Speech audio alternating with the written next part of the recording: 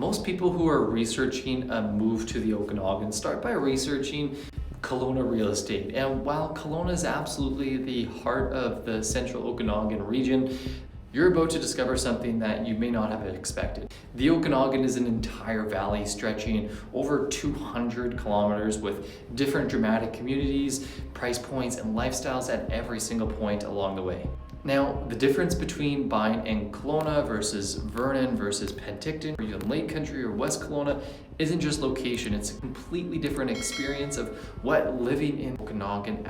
Now, if you're doing your research and you're only looking at Kelowna, you may be missing on some of the communities that would actually be a better fit for you and your family, and potentially even a much better value as well. Now, here is my complete breakdown of what every Okanagan buyer needs before you make it. My name is Jack Bouvier. I'm a local real estate agent here with Vantage Realty. Moved here from the prairies, now a specialist in the Okanagan. Now let's get into it. Let me start by orientating you geographically, because the Okanagan is bigger and a lot more diverse than a lot of people expect. The Okanagan Valley runs roughly north to south through the interior of British Columbia. It's approximately, like I said, 220 kilometers from the US border at Osoyoos all the way to the north end of Vernon Valley. And that sits between mountain ranges, the Monachees to the east and to the west. And the defining feature of the entire region is the chain of lakes running through the center. Now, from the south all the way to the north, the major lakes are Osoyoos Lake, Vaso Lake, Skaha Lake, and obviously Okanagan Lake, which is the largest and most famous. And don't forget about Kalamalka Lake and Wood Lake in the north as well. Just tons of lakes here in general. Now, the climate gets progressively cooler as you travel north in the valley. Through all of it is significantly warmer and sunnier than most of BC. Osoyoos in the south is the hottest and the driest. It's Canada's only desert and gets more sunshine than anywhere else in the country.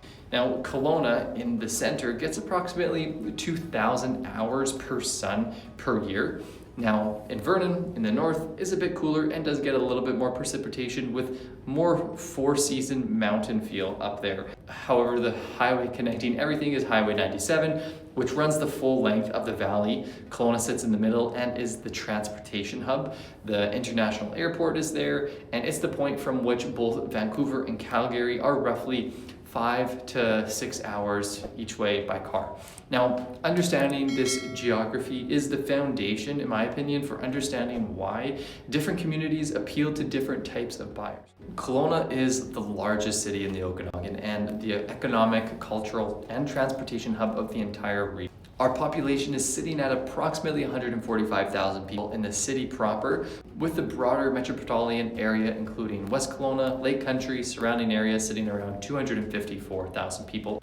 What Kelowna has to offer is just the widest range of employment opportunities in the valley, including a growing tech center, healthcare with the Kelowna General Hospital is the regional hospital here. We have education at UBCO, the University of British Columbia, Okanagan, and also the commercial infrastructure that can handle all your everyday needs. The lifestyle is very lake-centric in the summertime. The Mission Creek Greenway, the downtown waterfront, boardwalk, and beaches of just Lower Mission and Okanagan Lake are just the heart of the summer here. Big White Ski Resort, 45 minutes east of downtown, is the winter draw as well. Now, as for real estate prices in Kelowna, we see some of the highest in the Okanagan, which is a reflection of the demand that the city attracts. The benchmark detached home price, approximately $850,000 to $1.1 million in the core areas. I have a full neighborhood guide for Kelowna on this channel. However, Kelowna right now is really the right choice for buyers who want the most urban experience in the Okanagan and just the best employment access as well. The widest range of schools are here and amenities, and people who are willing to pay the price premium that comes with it certainly appreciate it. West Kelowna, which sits on the west shore of the Okanagan Lake, right across from William Bennett Bridge from Kelowna, has a population of around 40,000 people. West Kelowna has a little distinct identity. It's not just a suburban Kelowna, it's a winery culture. It's super strong here. You got Mission Hill, Quailsgate, Rollingdale, and a dozen others within the municipality. The hillside neighborhoods, especially the Lakeview Heights, offer some of the most spectacular lake views in all of the valley. The character is more relaxed and a little bit more rural adjacent than Kelowna proper. There's more land per dollar here as well. The vineyards and the orchards create a really nice landscape that feels distinctly Okanagan. But the trade-off here is that you have more car dependence. The bridge commute to Kelowna for work and major amenities, maybe a little smaller range of schools and services within itself as well. Now, real estate generally, maybe you could get $100,000 to $200,000 less than a comparable property in Kelowna product on average, which is a strong value trajectory as the market continues to recognize West Kelowna's lifestyle quality. Now, who may be the West Kelowna best for? Well, buyers who prioritize views, wine country lifestyle, a little bit more home per dollar, and are comfortable with the bridge commute, then that's for you. Now, Lake Country is about 50 minutes north of Kelowna on Highway 97. The population is approximately 16,000 to 18,000, and as I cover in my full Lake Country video, this is the most undervalued community in the central Okanagan. You're between three exceptional lakes. You have Okanagan Lake, Wood Lake, and the spectacular Calgary Lake. You have a small town pace, a genuine agriculture character, excellent wineries, and some of the best trail accesses in the entire region. Now, real estate prices here run meaningfully below Kelowna, often 150 to 250 less than comparable detached products. This is the community that tends to surprise buyers who haven't really considered it. Who it's for? It's probably for the buyers who prioritize the value, prioritize lifestyle, outdoor recreation access, and are comfortable with the 15 to 20 minute drive into Kelowna for work and amenities. Now, Vernon has been overlooked, but it's genuinely growing. Vernon is the northern hub of Okanagan. The population approximately here is about 45,000 people in the city and growing. And Vernon actually sits at the north end of Okanagan Lake as well, near Calgary Lake, one of the most beautiful lakes in BC, with a color that changes from turquoise to emerald to deep blue, depending on the light and day. It's just phenomenal. Now, Vernon has historically been one of the more affordable Okanagan prices meaningfully compared to Kelowna. Now, that gap has been narrowing as buyers who are priced out of Kelowna are looking more north, but Vernon still offers a really good legitimate value.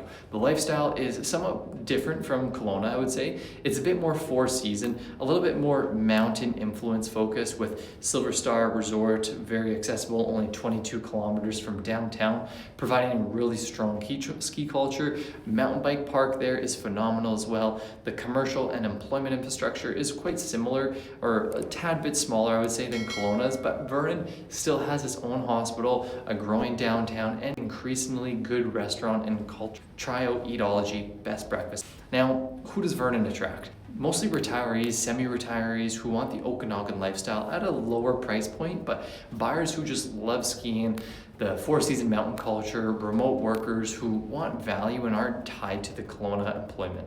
Moving on south down valley, Penticton sits between Okanagan Lake and Skaha Lake, literally two lake beaches within the city boundary. The population approximately is about 35,000 people. The character is a little bit more tourist and arts focused than Kelowna, with a strong local art scene, world-class Ironman triathlon culture as well, has a downtown that's been revitalizing very nicely lately. This South Okanagan wine region, which has Oliver, Osoyoos, and the area around Penticton, is renowned as one of the finest in Canada. If wine tourism and culture is part of your lifestyle vision, then the South Okanagan has an argument as the best in the valley. Real estate in Penticton is a little bit more affordable than Kelowna on average. Your detached homes can be found in the $600,000 price range to $800,000 price range in good neighborhoods. However, the trade-offs for this is a little bit smaller job market, a little bit more limited commercial infrastructure, fewer schools and healthcare options than Kelowna. So this might be best fit for, say, retirees, lifestyle buyers who value art and wine culture, maybe some remote workers who want a slower pace at a lower cost.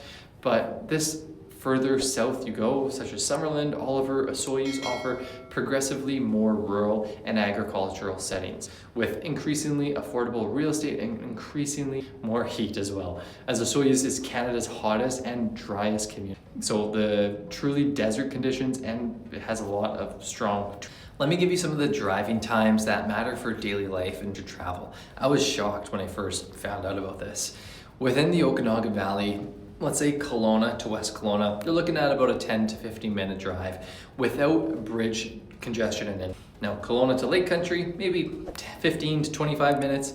Kelowna to Vernon, you'll be looking at approximately 45 minutes. Kelowna to Penticton is probably closer to an hour, and Kelowna to Osoyoos, probably like an hour and a half. Let's look at the major cities, for example. Kelowna to Vancouver, you're looking at approximately 4.5 to 5 hours by car, again, depending on the conditions and the traffic. The Koahala Highway is the main route, and this mountain drive is beautiful, but it does require awareness of the winter driving. Kelowna to Calgary, you're probably looking at 5.5 to 6.5 hours. Again, depending on traffic, you're going through Highway 1 through Revelstoke. It's a manageable day drive, but you've got to be careful. Kelowna to Kamloops, you're looking at 1.5 to 2 hours. Kamloops connects to the City Canada Highway Transit System.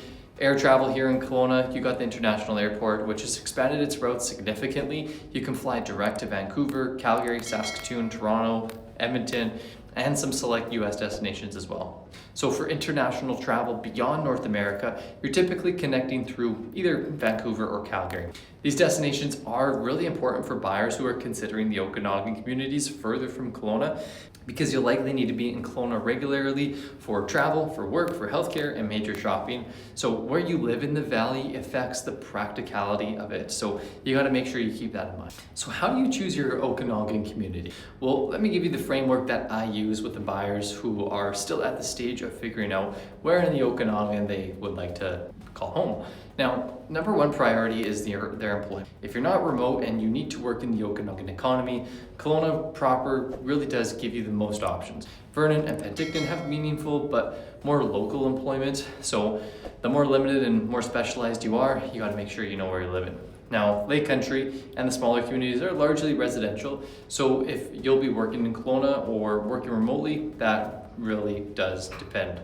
Priority number two is your budget. If you're maximizing what your money buys, the value in the Okanagan sits in Lake Country, Vernon, and Penticton. Kelowna demands the highest price point, where West Kelowna is probably a middle ground.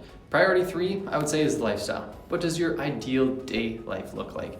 Beach and lake culture, Kelowna or West Kelowna, wine country, slower paced, West Kelowna or South Okanagan, mountain, ski culture, Vernon, or anywhere within the range of Big White or Silver Star. Are you wanting cycling or trail access? Lake Country and Kalamalka area are exceptional. So all those things gotta be considered. Priority number four, your family and schools. Kelowna has the widest range of school options. All communities have solid public schools, but for specialized programs with French immersion, private school access, Kelowna probably offers them. Priority five, that is your long-term community. Do you wanna be in a city that's growing and developing? Probably pick Kelowna.